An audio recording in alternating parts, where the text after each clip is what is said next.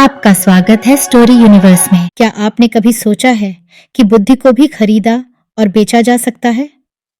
क्या एक निर्धन लड़का सिर्फ अपनी बुद्धिमत्ता के बल पर राजा का मंत्री बन सकता है?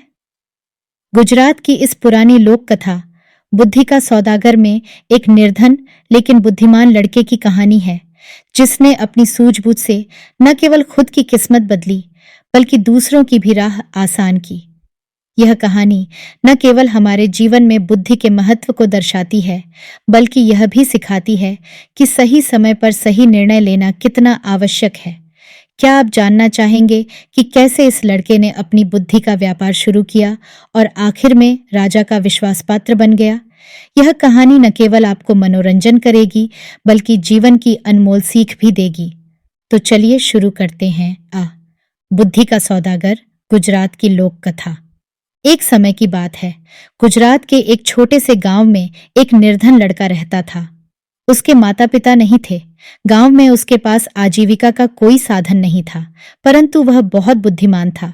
अपने पिता से उसने काम की कई बातें सीखी थीं। एक दिन उसके दिमाग में एक अद्भुत विचार आया। उसने शहर जाने की ठान ली। शहर जाकर उसने एक सस्ती सी दुकान किराए पर ले ली और दुकान के बाहर एक बोर्ड लगा दिया, जिस पर लिखा था, बुद्धि का सौदागर, यहाँ बुद्धि बिकती है। लड्ढके की दुकान के आसपास फल, सब्जियां, कपड़े, जेवर, मेवे और रोजमर्रा की चीजों की कई दुकानें थीं। सारे दुकानदार उस लड़के की खिल्ली उड़ाते, भाई ये दुकान तो बड़े गजब की है, अब तो अक्ल भी बिकाऊ हो गई है। लड़का उनकी बातों की कोई परवाह नहीं करता था।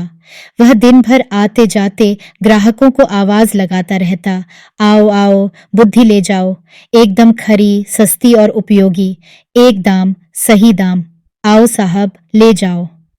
लेकिन बहुत दिनों तक बुद्धि के सौदागर की दुकान पर कोई भी ग्राहक नहीं आया। एक दिन उसने दुकान बंद करने का निश्चय कर लिया। तभी एक धनी सेठ का मूर्ख लड़का उसकी दुकान की ओर से गुजरा। उसे समझ नहीं आया कि यह कैसी दुकान है। कोई फल या सब्जी होगी।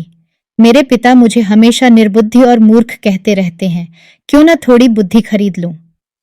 यह सोचकर उसने सौदागर लड़के से कहा, एक सेर बुद्धि के कितने पैसे लोगे? लड़के ने उत्तर दिया, मैं बुद्धि तौलकर नहीं, उसकी किस्म के हिसाब से बेचता हूं। मेरे पास तरह तरह की बुद्धि है, सबका दाम अलग अलग है। आपको कैसी बुद्धि चाहिए?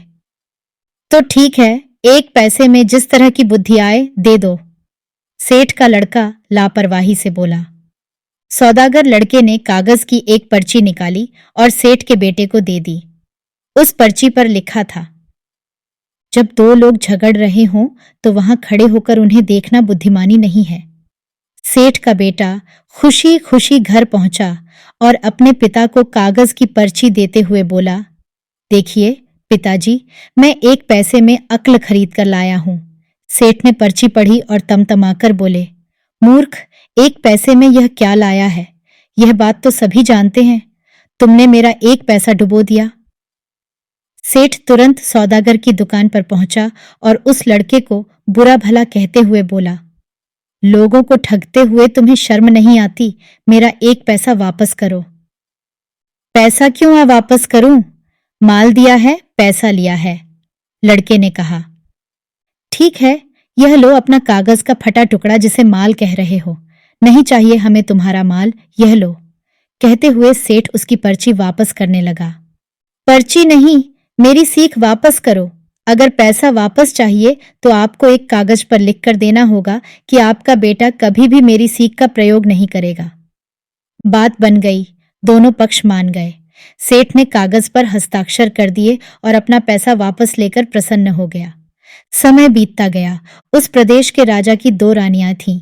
एक दिन दोनों रानियों की दासियां बाजार गईं। वहां उनका झगड़ा हो गया। बात हाथापाई तक पहुंच गई। लोग चुपचाप खड़े देख रहे थे। उन्हीं में सेठ का बेटा भी था।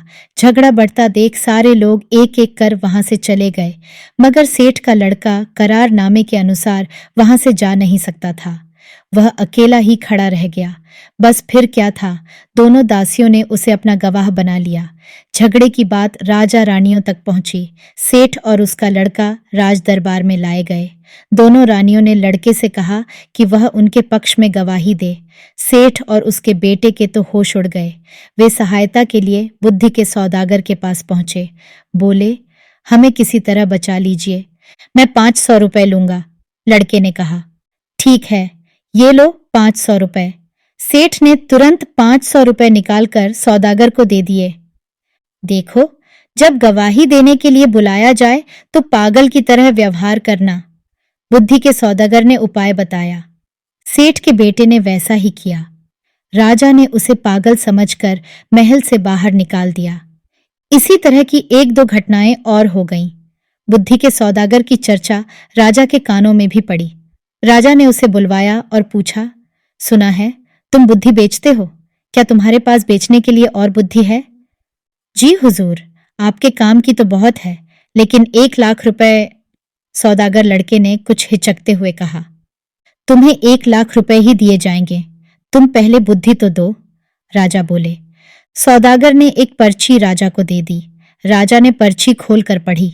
पर्ची पर लिखा था, कुछ भी करने से पहले खूब सोच लेना चाहिए।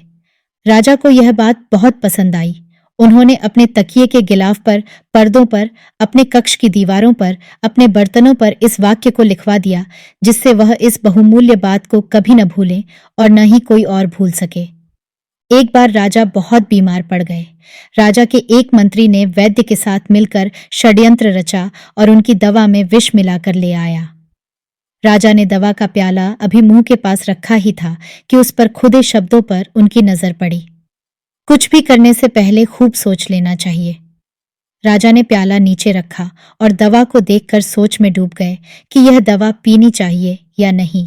वैद्य और मंत्री को लगा कि उनका भंडा फूट गया है। वे दोनों डर गए और राजा से क्षमा मांगने लगे। महाराज, हमें क्षमा कर दीजिए, हमसे बहुत बड़ी भूल हो गई। राजा ने तुरंत सिपाहियों को बुलवाकर दोनों को कारागार में डलवा दिया। बुद्धि के सौदागर को बुलाकर इनाम में खूब सारा धन दिया और उसे अपना मंत्री बना लिया।